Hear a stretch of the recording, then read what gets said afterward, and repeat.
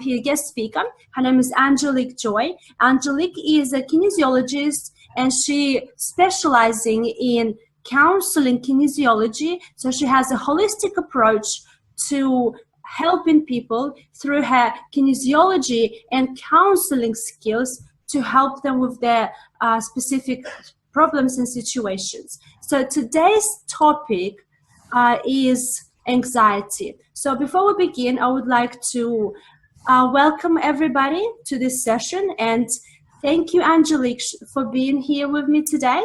And let's talk about anxiety. What is anxiety? How anxiety happens? What happens to us when we get anxiety? How anxiety and sleep are related, and how sleep, not enough sleep, can aggravate the anxiety attacks and lower your ability in kind of managing your anxiety when it comes, and how you can actually manage that and stay on top of it. So Angelique, thank you so much for being here today. Thank you for having me. My pleasure. So let's talk anxiety. What is anxiety? Okay, so anxiety, it's a really broad term. So what I like to do with my own clients is to break it down into the symptoms that they're experiencing. So a lot of the time anxiety may be panic attacks. It could just be ruminating thoughts that they get stuck in. But the common ones that we see are just states of panic, inability to really relax, restlessness, shallow breathing. There's then also the physical ones that are just rapid breath. They might feel clammy, have a hard time being in large groups or different settings. Basically just it's an unhelpful response to a normal situation, and they don't understand why. So we all experience anxiety as an emotion, but when it becomes a problem is when it's out of context, I guess. So, and it's they experience a real loss of control over their own body and their own responses in situations. Yes. So like everyday situations, like some people can handle very easily.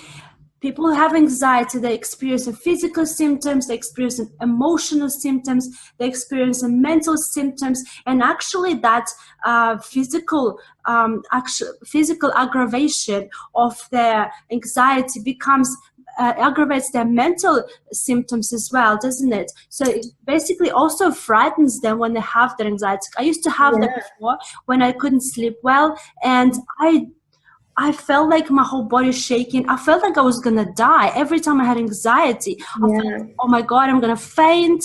I'm going to die. Something's going to happen to me. And that, just having those thoughts actually makes it worse. Yeah, the excessive worry, the constantly being hypervigilant, so being on guard against everything in every situation a lot of the time. A lot of the time it's just really being stuck in a very frightened state and not understanding why. So a lot of the time people just don't understand why they're feeling that way. And as you said, a loss of sleep is so common because people are waking up all hours of the night and they're worrying and they're frightened and or they're angry, or they're really emotionally dysregulated, and then that's impacting all areas of their life. And yes, sleep is a big one. A lot of times people are waking up through the night and just not being able to settle back to sleep because they are so anxious and so caught up in their minds, and even then the physical symptoms that can come along with that, like restless legs and associated problems. Yes, I find I had a lot of clients coming to me to fix their sleep, and over time working with them, I found this common kind of pattern. They all have some form of anxiety, whether it's sometimes I don't even notice it. It's like they say, I just feel like my heart is racing. I just can't sleep. I have this feeling like I'm worried. These are actual symptoms of anxiety. So when they have that, they said, I've got adrenaline rush.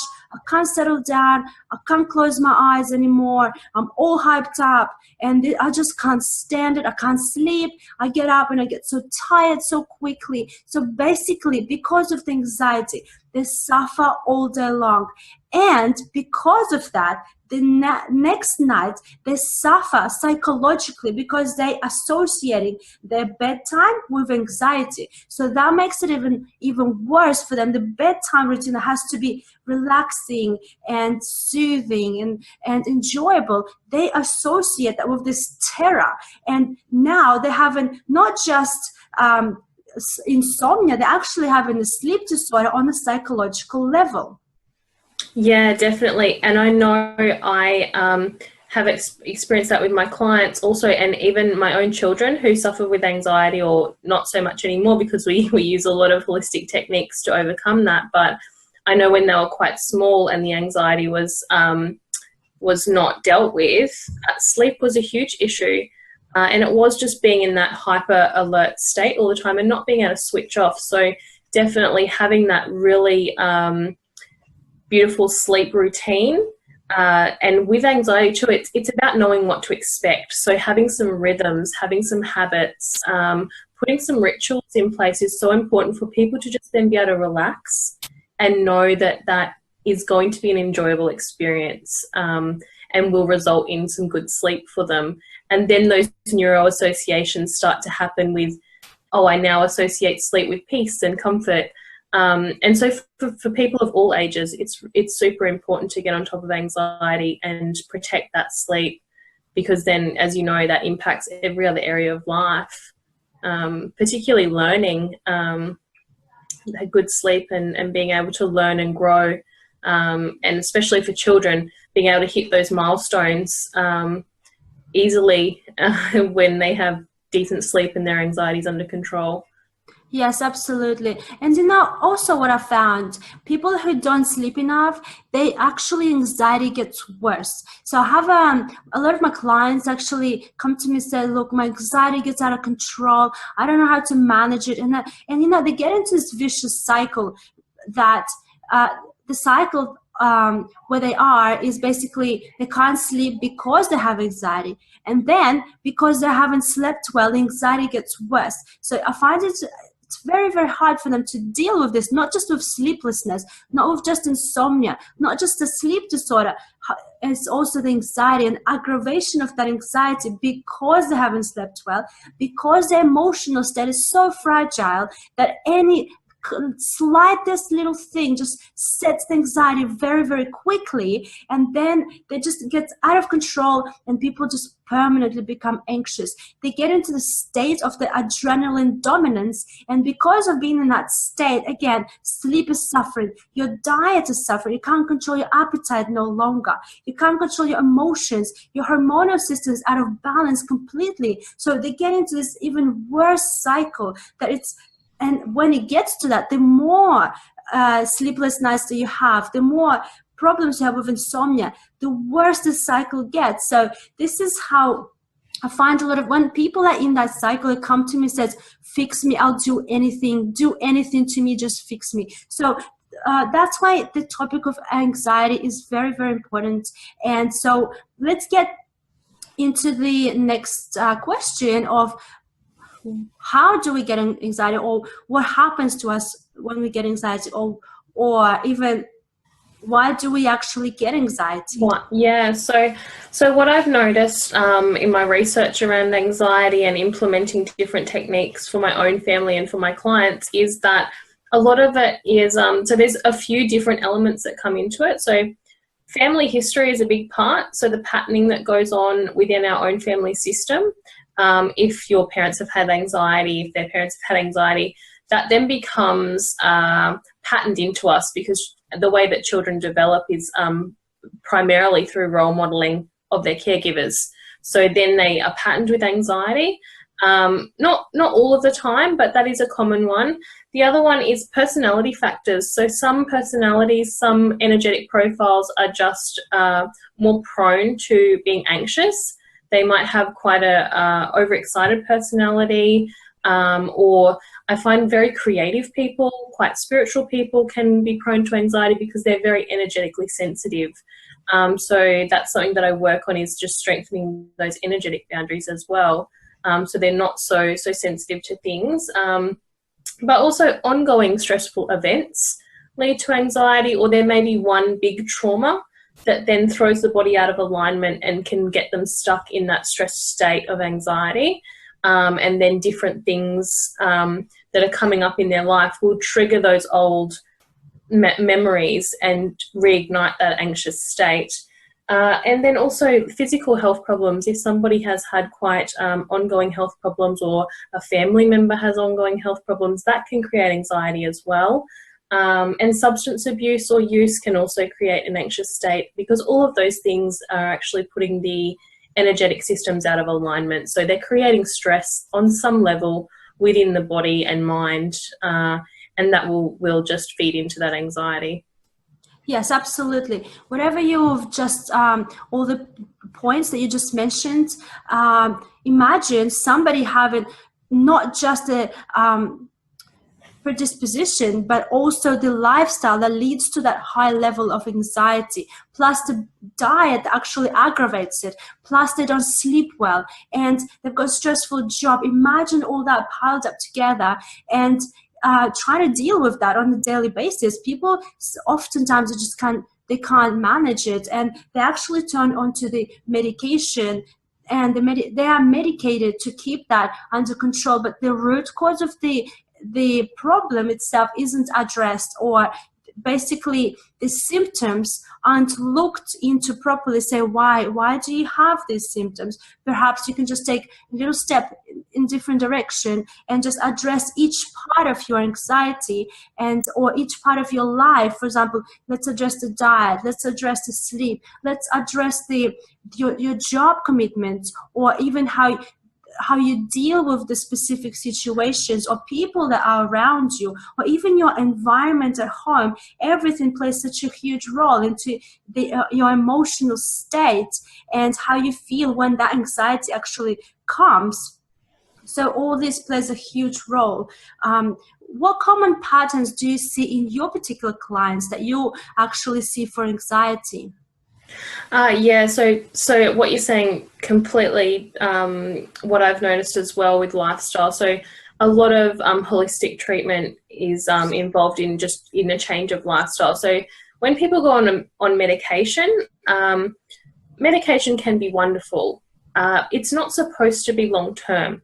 It's supposed to be just long enough for you to get on top of the issue, so then you can make the lifestyle changes necessary. But what happens is that the medication actually blocks the anxious response from being registered in the brain. And physiologically, these patients are still suffering anxiety. They're still in an anxious state. It's just that they're not recognizing it anymore because the medication has blocked that signal getting through. So unless they create lifestyle change, that medication is not actually going to have a great effect on them long term. It's not going to actually resolve their anxiety. It is just going to numb it. So what I really focus on with people is lifestyle change as well. But the first point of call that I usually do with people is just getting them to feel safe again in their body. So energetically realigning them to feel safe in their body. And that's usually the first thing that I'll bring into a client that has anxiety. And then we can implement some other strategies, including, definitely environment is important, having a rhythm to their day, knowing what to expect, having some kind of structure in their day. If they're overcommitted, showing them how to use their energy a little bit more effectively, so that they're not trying to do everything. Getting some peace in their day. So actually putting in some rest and relaxation time. In our modern world, people often forget that they actually need to recharge and reset. We need that time to just be and breathe and really reflect on our life, so that we're not just caught up in this constant race. It's getting back to that sense of peace and instilling that in our day-to-day life, because not everybody can make like huge lifestyle changes, but we can do little things to move us more into states of peace and less anxiety. So the energetic component, getting those, clearing any blocks that are there physically, mentally, spiritually, and putting some new practices in place. Definitely looking at sleep, at environment, at their diet. Sometimes there may be food intolerances that come into that. And also it's not as common, but a big one is there's a gene mutation called MTHFR. And if somebody has that, what will actually happen is they're not processing B vitamins. And if you're not getting B vitamins, you will be anxious. And so I find with a few clients that I've had, once they've identified that and then got onto a really good supplement of a methylated B vitamin, their anxiety just disappears. So there's a lot of things that could be contributing to somebody's anxiety, and that's why it's really important to take that individual approach to it, and really find out what will benefit that person. Yes, I actually remember getting that test done. I'd just gone to the doctor and just said, look, just test this particular gene mutation. And that is just one blood test. And it's like, yeah, you can have a couple of mutations there.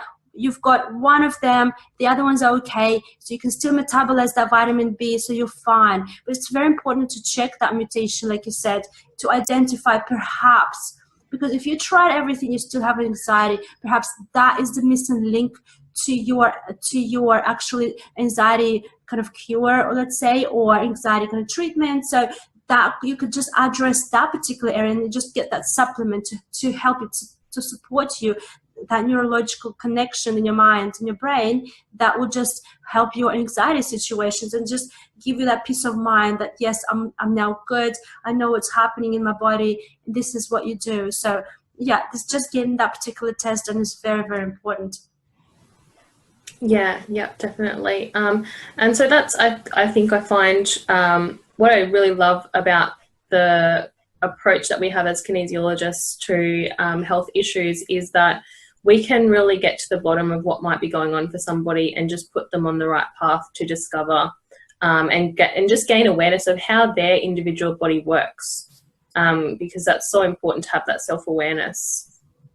Yes, absolutely. And also having that emotional component there. So basically we can have those emotions from childhood that we don't even remember having those emotions, or we don't even connect to the event that happens. We just remember having that kind of emotional experience there. And because of that, now it still triggers us to this day. And now that actually could be the cause of our anxiety that we experience in today. So it's basically addressing all that, whatever childhood trauma, emotional stuff that's happened in the past, or people have like those really traumatic events in their life, like they're losing somebody that's close to them, they get divorced, they basically, even losing job could be very traumatic. So people can't really identify, it's like, I don't really know when my anxiety began, I just now know I'm suffering from it, I don't know what to do with it. So basically just helping people just kind of go back and just think,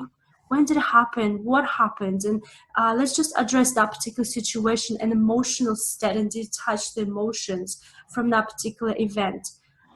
So that's also I found really, really, really helpful in dealing with that emotional component. So have you seen that particular pattern in your clients particularly? Yeah, it's a common pattern, particularly with people that have quite extreme anxiety and a lot of panic attacks. It will often be that there's an underlying trauma there that needs to be resolved. So I kind of also, in a way, call it the gift of anxiety. So often anxiety can push us into getting the help and support that we need to actually deal with and resolve issues that we may have just not otherwise dealt with and may have been impacting other areas of our life. So the other thing that we haven't yet covered is the impact that anxiety has on relationships. That can be really huge. If people are quite emotionally dysregulated because of their anxiety, then that's going to impact on their relationships and their social interactions. And because, we as human beings, we are built to connect, that can then create other issues like depression and other problems can come out of that when the anxiety overtakes all the other aspects of our lives. Yes. So, yeah, exactly. Absolutely. Anxiety can affect every part of your life, not just your social, not just relationship. It can impact the way you feel about yourself, the way you see yourself, the Yeah. way you do things on a daily basis. And your relationship with your children. I've got two children as well, and we don't really suffer from anxiety. I'm very, very grateful for that. But I did have anxiety when I didn't sleep well, in particularly. So for me, my cure was just getting that sleep right. You see, so I identified what happened to me, and once I feel kind of regulated my sleep, all my other symptoms kind of gone away. For some people, it could be more challenging to address it. Like you said, it could be the gene mutation, it could be genetic predisposition, it could be sensitivity to gluten or to casein protein in the dairy. So it could be anything. So just actually become your detective and go identify.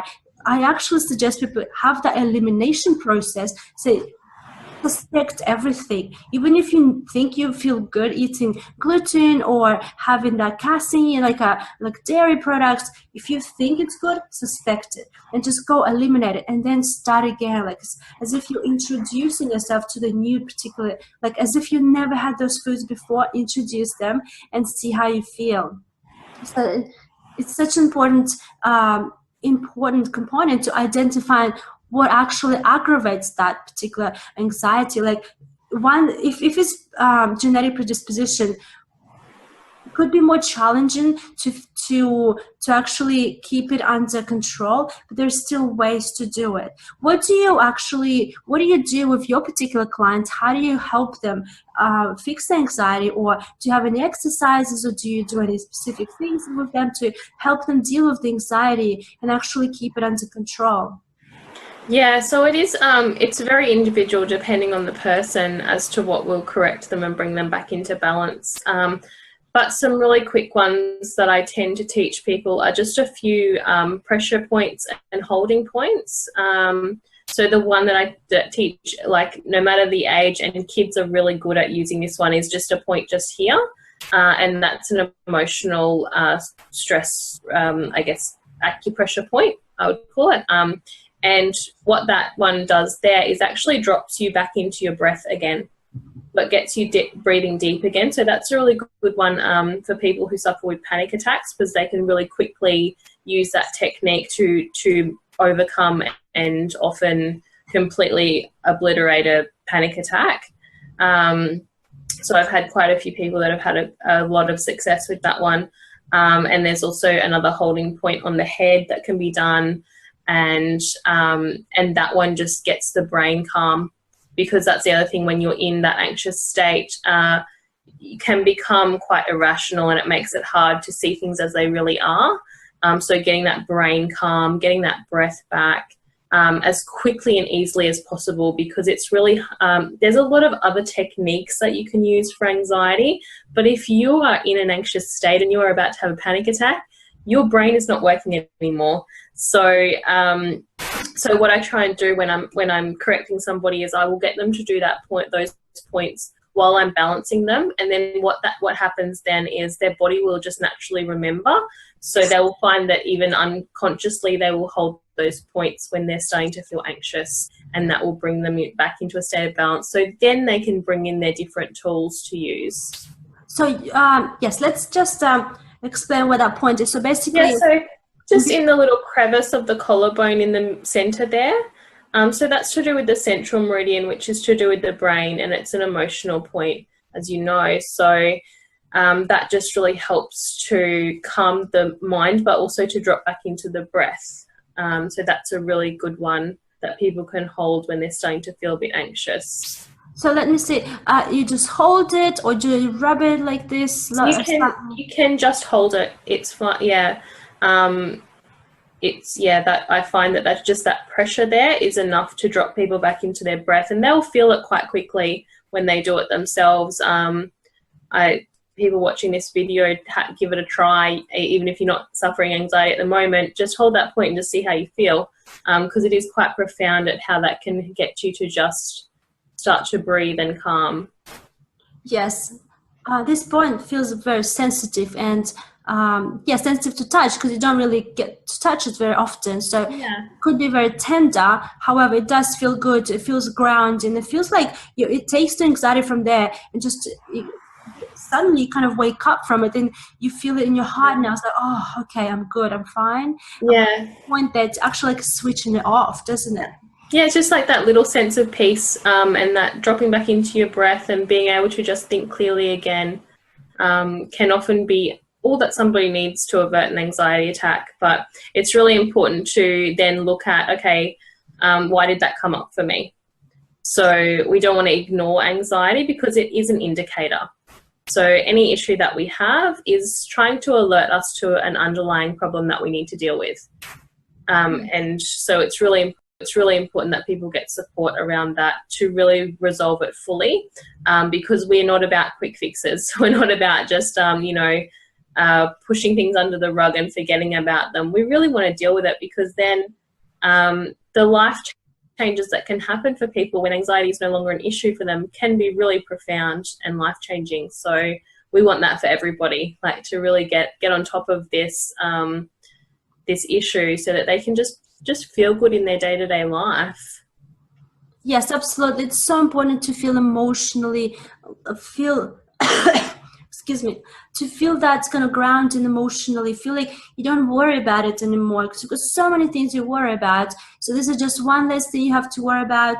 You don't feel like you're not normal anymore. You actually feel like you're human again, and you feel like you're a normal human without having to experience all this anxiety attacks and feeling like you kind of don't belong to the other population anymore, feeling you're alone and nobody's there to support you, and feel like you're the only one in the world that's suffering from it, which is people with anxiety. If you're watching this video, you're not alone. There's always there to help you. If you need to contact one of us, please do. We'll have links below this video, so please don't think you're alone. There is things you can do for your anxiety, and you don't have to suffer. Accept it and just slowly understand why you have it and what actually helps you, what gets you into the state of calmness and gets you out of that state of panic and anxiety and not having being in control of your body. So whoever's suffering from anxiety, I hope you watch this video. And Angelique, thank you so much for being here with us today. Thank you for your insights, and thank you for your wisdom and sharing that with us today. And yes, I'm very grateful, and thank you. It's my absolute pleasure. I've really enjoyed unpacking this for you, and I hope that it brings people some relief just to even know that there are solutions out there for these problems. So thank you so much for taking the time and working through this. My pleasure. Thank you.